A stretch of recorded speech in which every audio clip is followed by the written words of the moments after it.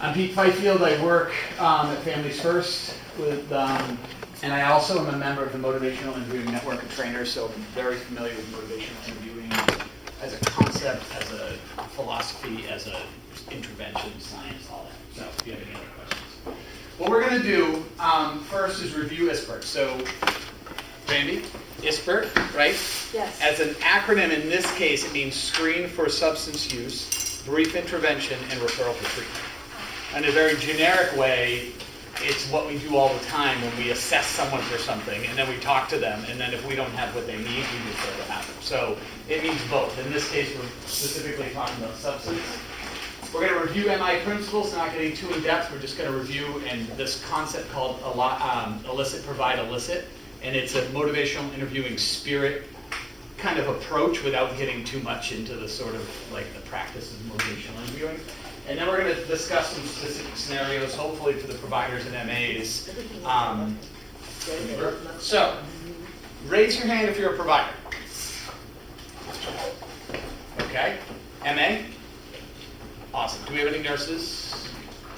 Okay, so correct me if I'm wrong. You two providing elements, the providers and the MAs, are the people that are doing this process, correct? Okay. The MAs are doing the screening, the initial audit, or sorry, the NIDA quick screen, and then what's the process after that? Audit or down, depending on the result. So the MAs are doing that? Mm-hmm. Yep. Then they're referring to the provider for the conversation? Okay. And then after that, referring to, and I don't know your name, I'm sorry. Sue. Sue. You're the LADAC, correct? The young LADAC? Okay. So, awesome. Got that down. Real quick, reviewing the stages of change, okay? Why this is important is because the stages of change are not only relevant to people's behavior modifications, if you would, but it's also, if you notice in the EMR and the chart, you're supposed to assess and list the person's stage of change. Why that's important in this case is because if you're asking someone about where they are relative to their substance use, and they're way up here and pre-contemplated, we don't want to start at that point giving them education, because that actually is more likely to demotivate them. Yet, if they're down in the contemplation determination phase, they're more likely to accept education, okay?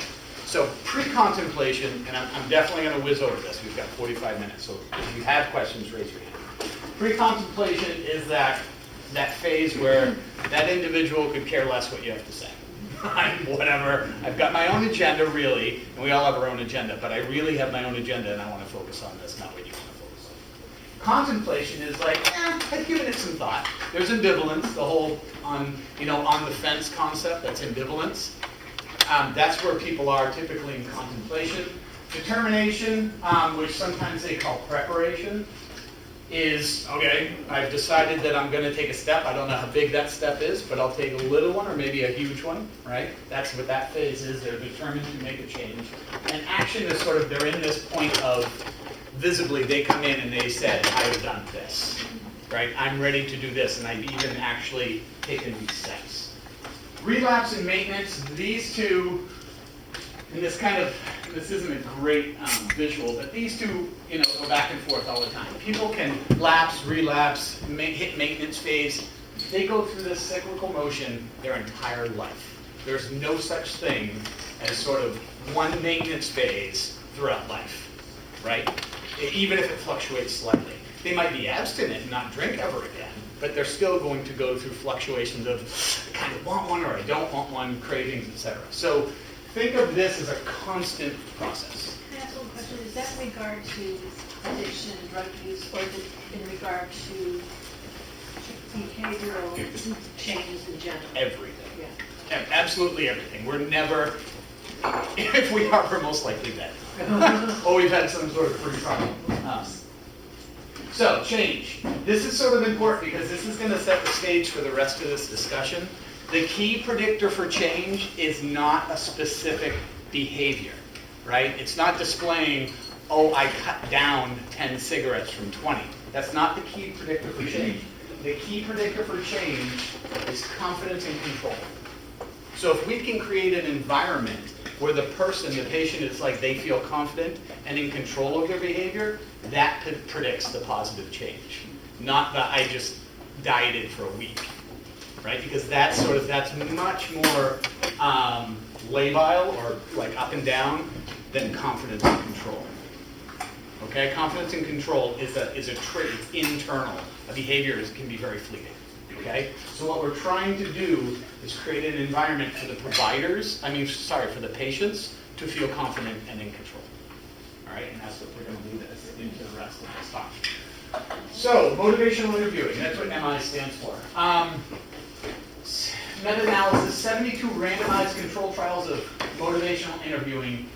80% of them, motivational interviewing outperformed advice giving, right? So this concept that we're going to talk about, motivational interviewing, it can happen in many different ways, and it can the spirit is the most important thing, as are the tools, but it takes a lot of practice to kind of really get a grip on that, you know? We're going to talk about a very simple tool that can introduce us to this, because it is proven over and over again that it's much better for behavioral change than I think you should do this. Even if it's coming from someone they love, they respect, they have absolute endurance for. People, you pull on a little kid's hand, they pull back, right? They want the control, they want the autonomy, that's where they build their confidence. If we start giving them this stuff, it's no longer theirs. And that's what advice giving is. Okay? Spirit of motivational interviewing pretty much has 4 components. One, a huge one is collaboration, so it's a process done with someone, not to someone. The other one is I'll get to that one after. Compassion, actively promoting the other's welfare and giving the priority to their needs. We do pretty well at that, right? We do a pretty good job of being like, hey, you're here first. We care for your biopsychosocial self, right? We're pretty good at compassion. Sometimes we lack on evocation. We're trying to bring about in them what they already know. Right? People know, should I floss more? Yeah, I know I should floss more. It's not knowledge that's in the way, right?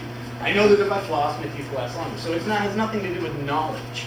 It's me knowing what I need to do and it coming out. And that's where our interaction with them helps promote that. The last one is acceptance, and that has a couple different parts.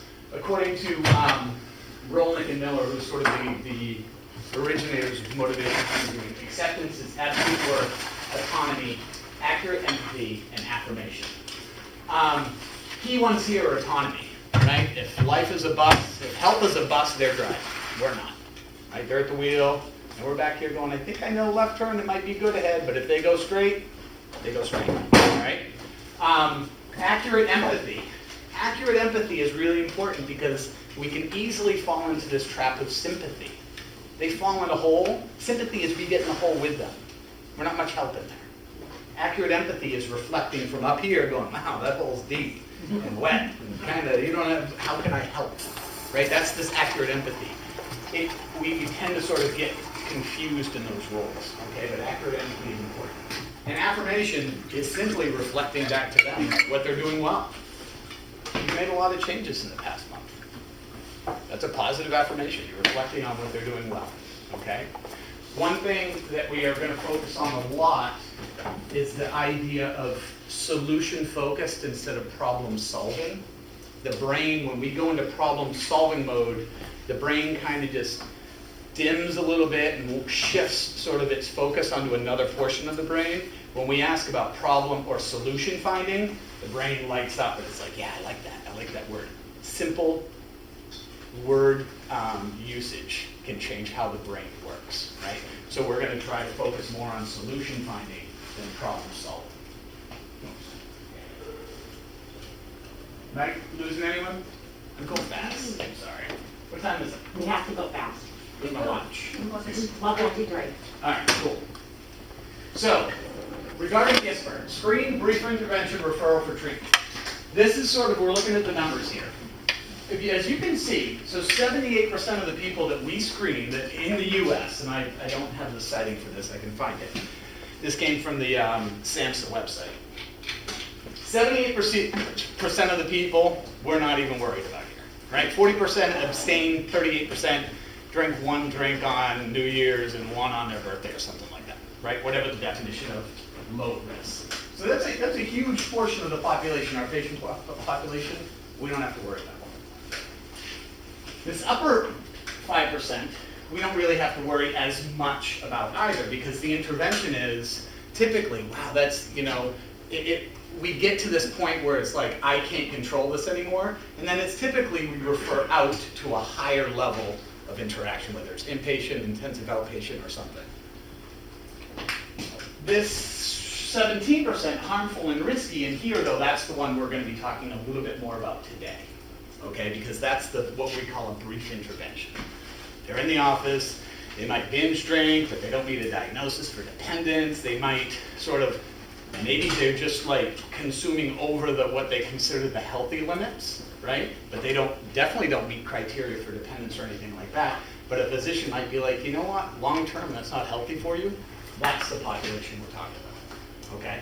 So we look at this and we're like, oh my God, if we got to screen every patient once a year, that's a tremendous amount of work. It is, and I won't lie about that. But the positive side here is that we're really only talking about a small sliver, that we're having more sophisticated interaction. Do you think that might be different in the unit health population? Sandy? Yeah. I just know if it's different. 25% for us. In other populations, I actually don't know. I mean, that's pretty much consistent with where you see it elsewhere. And I know, what I will say is I know people underreport. So, because I've been on I'm a licensed alcohol and drug counselor, and I've sort of received the information from the patient and checked back what they just reported, and I'm like, that's not accurate. So, and that's anecdotal, obviously, but I do know people underreport. So, that being said, I don't want to scare anyone, but this is kind of the numbers we're dealing with here. So, just reviewing the protocol, right? I'm the patient. I walk in, MAs, what happens? Do your vitals, height, weight? Okay. And is this a vital? Part of what we do when we room patients. Okay, so once a year it's a vital, right? They come in, you do height, weight, blood pressure, all this, and the night of quick screen. Okay, awesome. So, health maintenance visit and annual exams, is that correct? Perfect. So, if the night of screen, this night of quick screen, it's 4 questions. Do you consume more than 5 beverages for a male at any given time, more than 4 beverages for a female at any given time, any illegal drug use, or smoking? If it's negative on all of those, if they don't, hey, great, nice job. You guys, high five, everything, let's move on, right? And like I said, the majority of the people are going to be negative on that. But what if the self-reporting, you know? Well, we'll get to that. Not. Yep. Well, and that is provider discretion, right? I mean, none of this trumps provider discretion. If you're sitting there going, wait a minute, like you're hammered, you know what I mean? And people tell me, that's kind of ridiculous, but people tell me all the time, I had 2 beers today, right? It's 10 o'clock in the morning, I had 2 beers. Okay, 2 natty daddies at 8.2% that are 25 ounces. 2 beers. So it's all relative, you know. Are you asking actually, how would you talk to that person if you know that they are and they're representing themselves as? Yeah, As being abstinent? in our screening protocol we're setting up, I guess, how should I deal with that? Right. Well, and I then know kind of Yes, Food. yeah. Yeah. And so, patient dependent, one I of mean, the- some I yeah, have a good rapport with that I can Yep, challenge them on it mildly, but some I right. Right. And ultimately, what we're talking about here, right, is so you got a hunch, and it's negative this time. You know, maybe you building that relationship, let it go. yeah. You know, Or, next you know, what time they say in the motivational interviewing books is that one of the strategies for this kind of intervention is to point out the discrepancy. So anything concrete that you can say, well, I've noticed that your labs are this, or, you know, whatever you notice, and just say, and you're saying no, and you ask them, like, you know, how do you know, see that being reconciled? And that's the strategy for identifying discrepancies and feeding it back to them. Yep. That's just kind of data for them. Very, very clear. And as we're going to talk about some scenarios, all of these scenarios are kind of that we're going to be talking about are a little bit protocol-ish. We don't operate typically protocol-ish, right? We go through these with like buttons, but behaviors happen outside of that. So we will get to that. So this is very similar to the screen you probably see. I think they changed slightly, but these might Actually, be this is the close. same still. So- Well, no, actually, it's not. If they're negative, never, never, never, never, you're going to get, I just checked this, reinforced abstinence screening is complete. You're done. Hey, nice work. You're doing a great job. Okay, that's pretty straightforward. Now, if you get a positive NIDA, so if any one of those things is positive, if it's for smoking, it's a whole different protocol, right? Smoking, I don't know what you guys do here for smoking. We refer to QuitWorks. Okay, right, so you go to your QuitWorks protocol, okay? If it's any of the others are positive, and this is we'll have this conversation because I think nationally this is a little bit of an issue, but illegal drugs, once or twice, anytime, they should do this audit. What about smoking pot? It's But it's in illegal. the last year. Pardon? It's in the last year. It's within the last year. Okay. Not lifetime. Right, Okay. within the last year, yeah. And I don't want to get to the nuance of your protocols. You but- can say never. You could say never. It is never.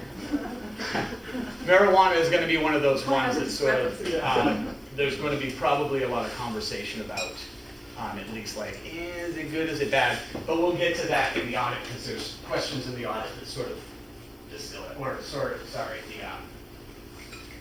Yes. DAST. So this is the audit, right? There's 10 questions. How often do you drink? How many standard drinks do you drink?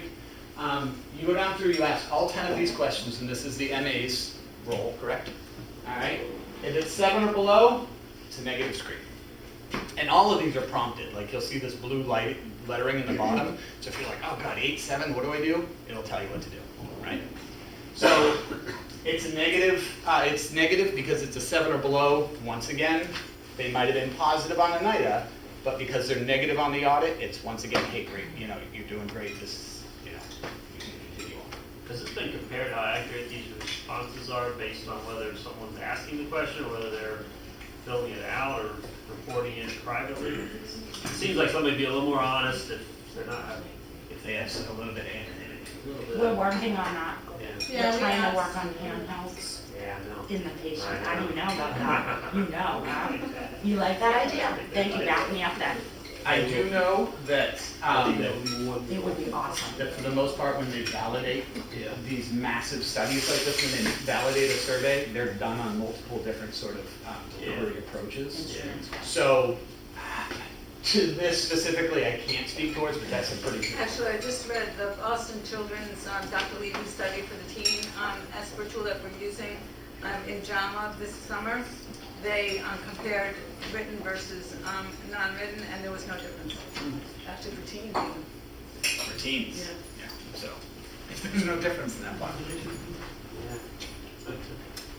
But that's an excellent question because that comes back once again to your rapport with them. But in our realm, it's going to be that anonymity and handhelds would be better suited than our MAs having to take the time to keep screening. Sure, absolutely, and it's a workflow issue too. It kind of loosens up things there. So negative audit screen, you reinforce the positive behavior. You screen once a year.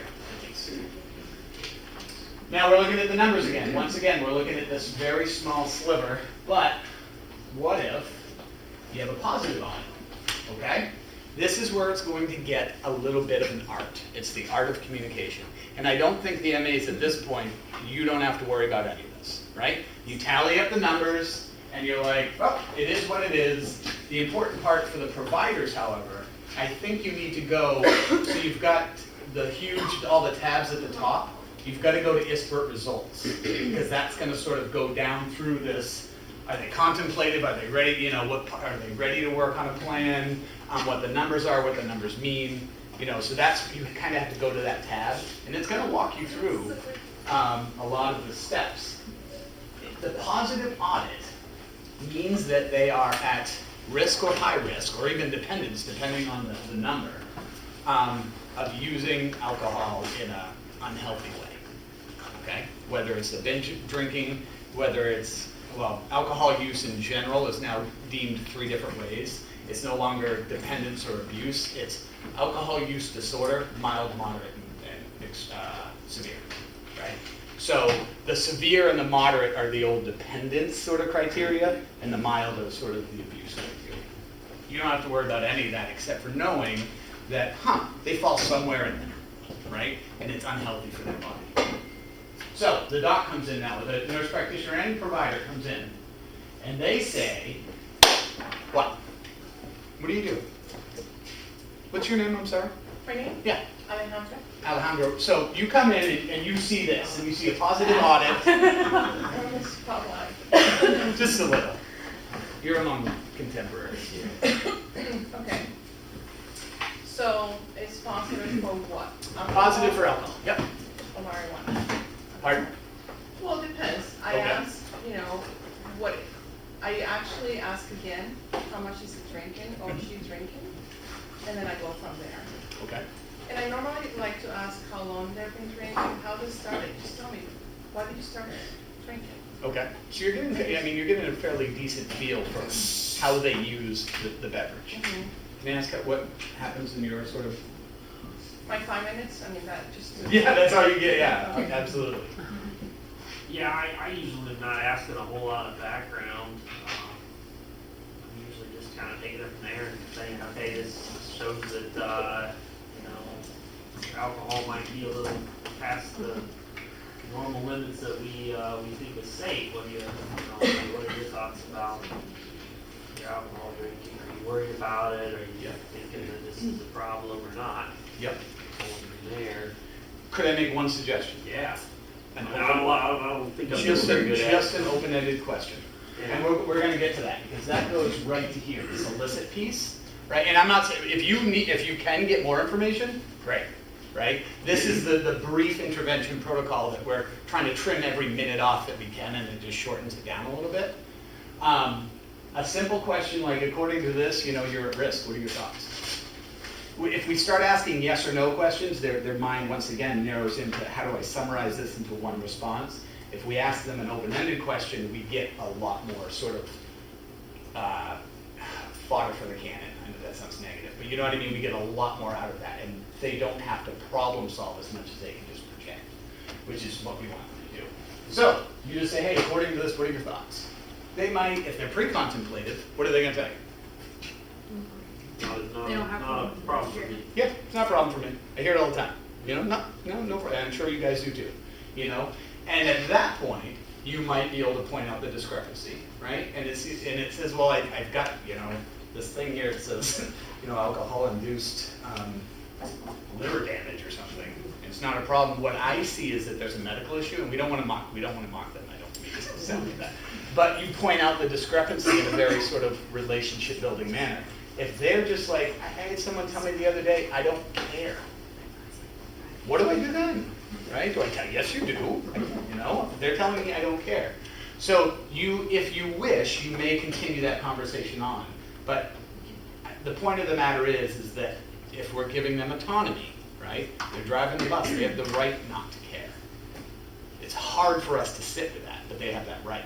So we say, hey, you know what? If the time comes that you change your mind, we're here. Because then you build that trust, and then they're more likely to come back to you later on. So we elicit. If they're not willing to change, and this has been proven over and over, if you try to encourage them, even if they don't want it, you are more likely to demotivate them. So this writing reflex, no, I'm going to make them want it. I'm here to save them, tends to demotivate and send them in the reverse direction, okay? So if you say to them, hey, can I share with you my concerns? And they're like, no, I don't want to hear it right now. Can we actually talk about this? Even if you know that is what's killing them, right? You say, sure. And that's what motivational brief interviewing says. I don't want to trump your provider discretion. So if you're in there going, and you've got a relationship with them, and this has happened back and forth, maybe you challenge them, This is what the brief intervention says. Are you going to touch on narcotics and in the patient visit seeking maybe certain kinds of prescriptions? That is a talk in itself, but we can touch on that, sure. Yep. I want to get through this because what I do, I have it at the end. I want to open up to generic scenarios that you all are like, this is an issue, So we don't want to damage the relationship. Now, positive audit, once again, their status changes to preparation, then you reflect that. Sounds like you're ready to do something different. We notice what's called change talk, right? They mention the ability, the need, the want, or the commitment. You know, I already sort of got a gym membership, I haven't been able to go. That's a commitment, that's a step in the direction. You go with that stuff, right? Even if it's the smallest thing. I need to do this for my dog or something, I don't know what it is. I shouldn't say that's a small thing, because dogs are super important. But even if you hear wants, needs, abilities, oh, I did this, but it's little, go with that. Okay, reflect that positive behavior. Because there's something in there, something in them that is sort of toying with ambivalence. And they could go either way. Action stage is all the same. Action preparation, the only thing that's going to change, right, is you're going to say to them, hey, could I share with you my concerns? Because I do have them. And they say, yes, blah, and then blah, blah, blah. And you say, okay, this is where you come in. This is where the intervention changes a little bit. If they're an action stage, smoking-wise, you could be like, you know, we got this QuitWorks program. Or, you know, I see this says here that you've been drinking, you know, 4 or 5 drinks a day. Would you mind if I call in our specialist that kind of works with that, right? That's just, you're just providing them information. That they're asking, you know, at this point, you can do that. They're giving you the red flag. You know, in Forrest Gump, it's go, Forrest, go. It's saying, go ahead, you can give it to them. So, you reflect back to them. If, depending on where they are, right, if you're going to refer them out, great. If you're not, you might want to have this conversation now. Something like, hey, what would it take to cut down? What would it take just to cut down, like reduce your drinking? What would that look like? Right, it's a simple question, it's open-ended, once again. And it's going to give them the steering wheel again. You saying to them, hey, I really think you should cut down drinking, they're over here again. They're like, I don't want to hear it, right? Even if they're pretending to hear, they really aren't. If you ask them what would it look like, it's now their idea again, okay? And it's a really, I read in Health Affairs the other day, the majority of providers, and they categorize them as any provider, supports the concept of patient-centeredness, but the majority don't do it. How come? Right? And my guess is it's something to do with time. Right? It has a lot to do with time. Because we don't lack empathy. We just typically lack this, oh, wait, what do I do? Instead of saying do this, what do I do?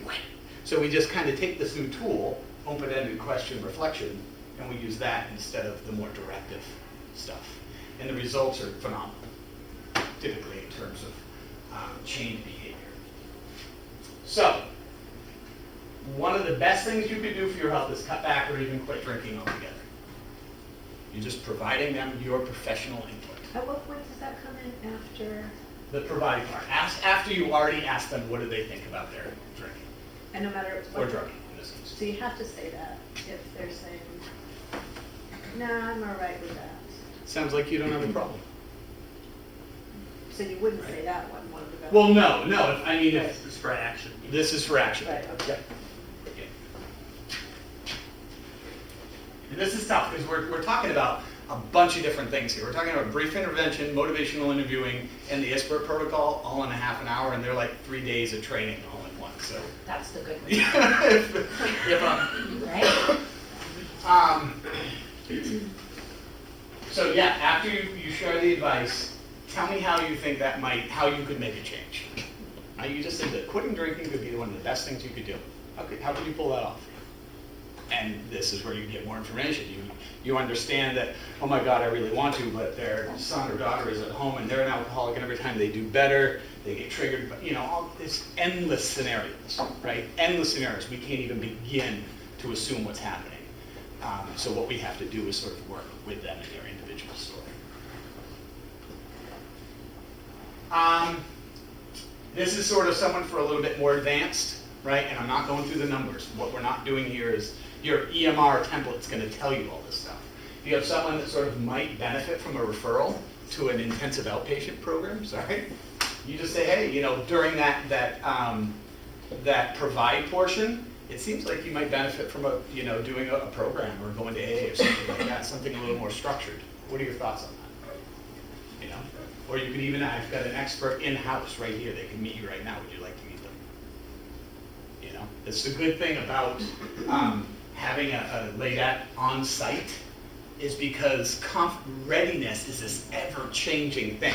If you're like, you've got a better chance at success with changing a behavior if you can refer them immediately, as opposed to come back in a week and see our provider, right? So that's why we have these, and it's not a perfect system, it's not gonna happen all the time, but if you can, getting someone next in there into the loop to sort of reassure that behavior, that change talk, is the best thing you can do. 115.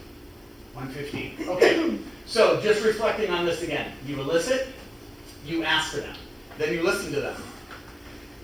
Huh, okay, active listening. That's how you get this all going on. You reflect back to them what you think might be going on, and you at that time, you're providing them your suggested change or your concern, one of the two.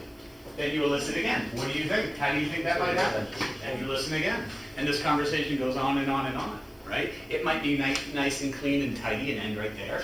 Or they might come back with this other thing. Oh yeah, well I can't do that because of my diabetes and all this. And then you're like, huh, so we got two things here, right? But you see how this sort of cycle of change continues. And we can divide it up into nice little neat compartments, kind of. And we can listen, reflect, listen, reflect, listen, reflect. Okay? Instead of listening, telling, listening, telling, listening, telling. Okay, so now we've got 15 minutes to talk about some scenarios. All right? What are, and there's a million of them, right? What do you do? Okay, you're doing the DAS, and we didn't discuss the DAS, but the DAS is the same thing almost as the audit, but you're asking drug questions instead of alcohol questions. Okay? What do you do if you have a positive DAS? Someone's abusing opiates. Not in your clinic. They're not here, but they say, yep, on occasion I get some from my brother. Or they're ADHD they get from their neighbor. What do you do?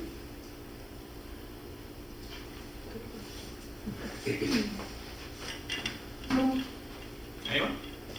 I mean, I don't know what the right answer is, right?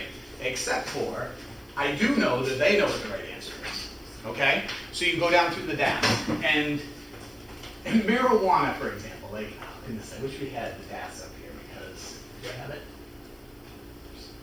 It asks,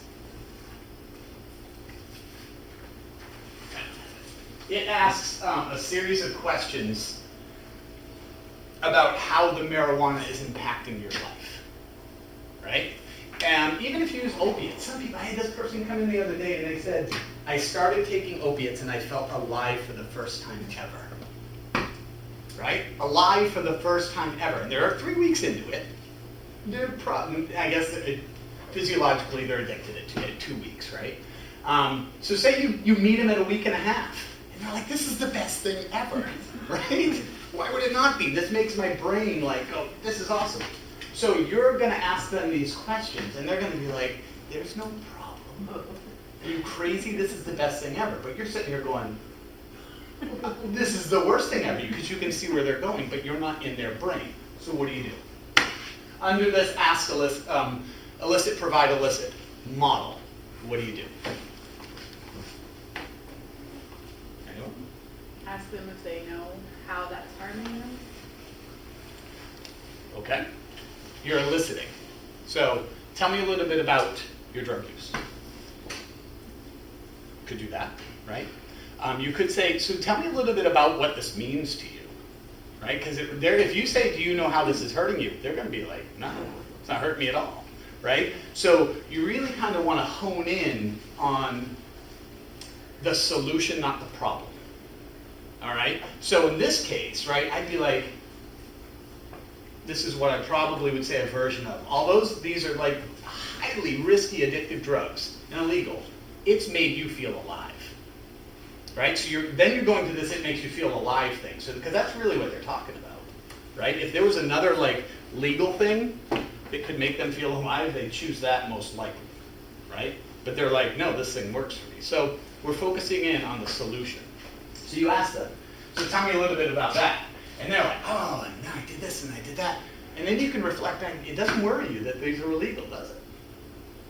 Right? And you might get, well, it kind of does, and boom, ambivalence. You know, or not at all. And then you just go down this road and you're like, well, maybe next time. You know, we're not here. Once again, we're building alliances. We're building confidence and autonomy and this ability that I can do this on my own, even though I know I'm coming to you for advice. And it might sound like just because I come in here, I'm handing you the ticket to give me advice. That's not what we're really doing, right? So we have to pay close attention to how we interact, even if we know it's the worst thing to think of each other. All right. Yeah.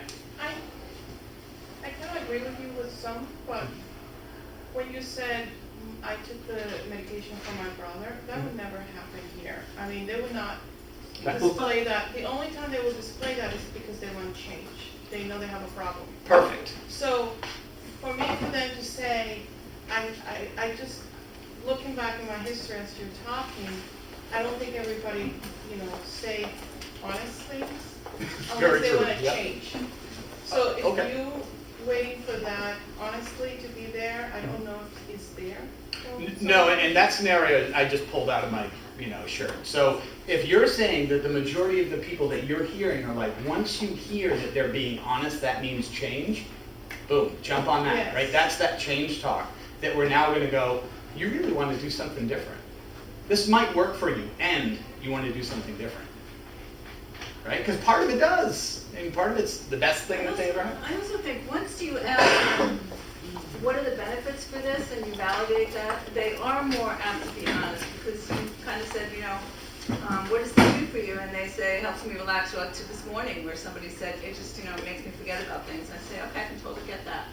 And then you say, are there any costs to that? They're much more likely, I think, to say what the negatives are if you ask them that way, after you validate the positives. Yeah. And that's, yes. In fairness, I've seen it the opposite way as well. I've heard, I took these opiates from my mom, and this is the first time I've ever felt normal. Sure. Or, I used my husband's Adderall, and I know I have ADHD because it helps so much. So when they're coming for a prescription. Mm-hmm. You know what I'm saying? So it's not necessarily, I did this and I want to stop. Sure. It's I did this and I want to continue, and I want to continue legally. Yep. And in our facility, for ADHD medication, for instance, they have to get a psychiatric diagnosis or a psychologist diagnosis. That's just what we decided. So then that's where we go. It's like, okay, hey, this is important to you. Why don't we refer you out to a psychologist, and we'll get a better opinion on what needs to happen here. No, I don't want to do that. Okay, so we're really, and that's this whole other conversation, right? But you said it perfectly. I've seen it the exact opposite way. There is no one scenario here, right? And this is why we really do need to listen to their side of this and focus on the change talk. Because you'll hear it. We have to be tuned to it instead of the problem talk. Because we'll hear that too, Like, I want to do this, but my head hurts. And then we're like, oh, so how do I treat the headache, or something like that. We go through this problem instead of like what really we're talking about. You guys, what do you do for referrals? Farnham Center. You're a long way to the Farnham Center. Someone's ready to quit right today. I want to go. What do you do? Well, we have a referral guide that we go through, depending on the insurance. We'll go through, a lot of them are BS funded ones, so refer there. Sometimes we make calls with them in the moment. At least do a phone screen. Awesome. And that might be their goal for the week, to just follow up with an intake or something like that. Yep. And I mean, realistically, we don't have a lot of inpatient treatment beds in this state. So maybe the next step is, hey, why don't you come back and see me tomorrow? I've got a same-day appointment. We can get you in, and we'll work on, maybe I don't know, a harm reduction model, right? It's still, we're trying to reinforce that change.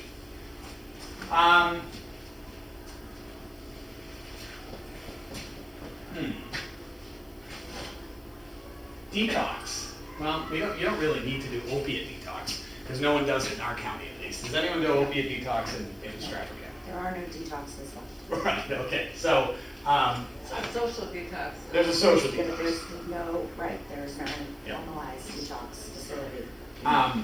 And this is probably one of the more complex issues that you providers will see, right? I want this, and they're gonna come back in and this, Dr. James and I got hoodwinked so bad the other day. This was a long time ago, actually, but it was, there's no way that person's not sincere. Absolutely no way. I did a Rockingham County jail tour that afternoon. Whoop, and it worked. It's just like, you gotta be kidding. So, I mean, we have protocols in place, and this is where it gets really difficult if you start doing IOP or sort of, Suboxone management and stuff like that. But what we do, and this is what the evidence says, if you get on their side and you start, not saying get on their side, give them whatever they want, get on their side and even show that you're listening and hearing them, that's a whole different story. Two very different things, right? You can have a boundary and an open ear at the same time, right?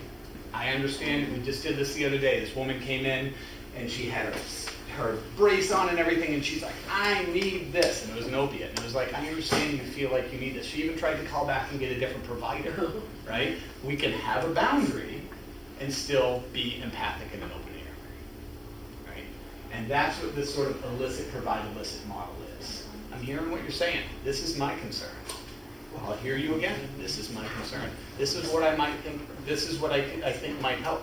What are your thoughts on that? It's just a very different conversation, but you're still drawing a very similar boundary. Actually, I had a patient recently, we shared this person, who was telling me he really, really liked his parole officer because she set limits with him, and he interpreted it, and for the first time, somebody cared enough to actually, even when she threw him back in for a violation, to him it was, you can have a boundary, is really what you're saying. Yep. Because it meant that somebody really was. They cared enough to draw a boundary. Yeah. Yep. Absolutely. This is an interesting one, and this is the marijuana one. I don't think.